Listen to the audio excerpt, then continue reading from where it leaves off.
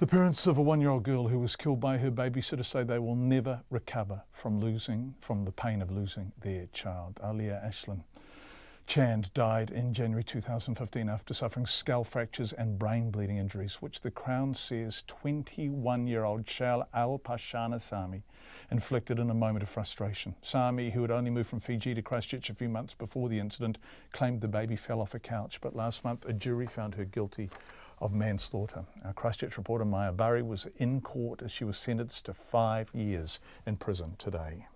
Sami was 18 years old and 5 months pregnant when she was employed by Aaliyah's parents in late 2014 to babysit their daughter.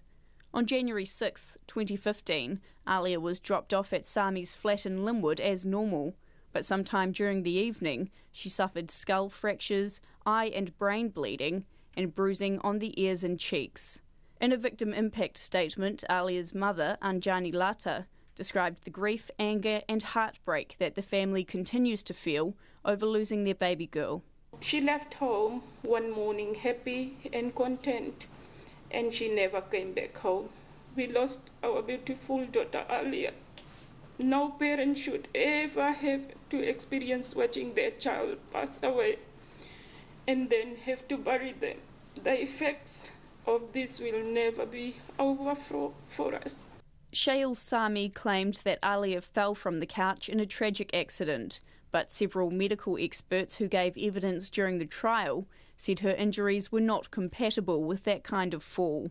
Anjani Lata said Sami's actions had put her family through unbearable pain, and she still had so many unanswered questions.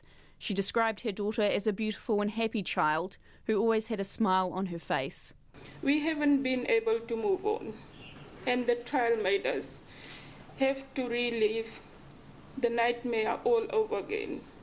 Why was life so cruel to us? We will never find the answer to that. After the infant sustained the fatal injuries, Sami raced outside the flat seeking help.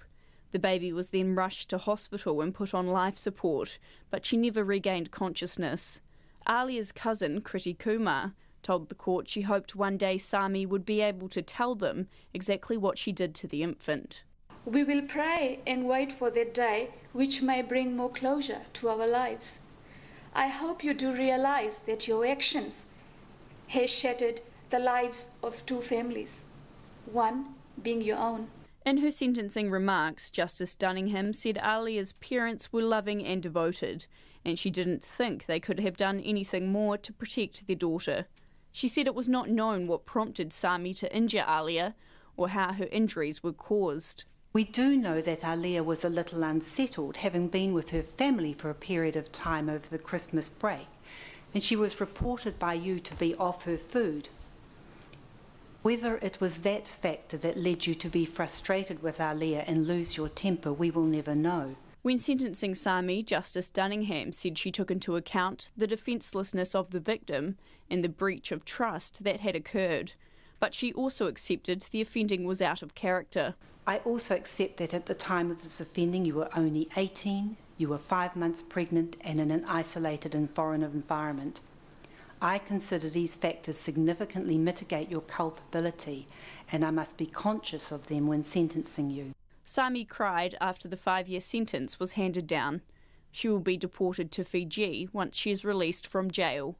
In Christchurch for Checkpoint, Maya Burry.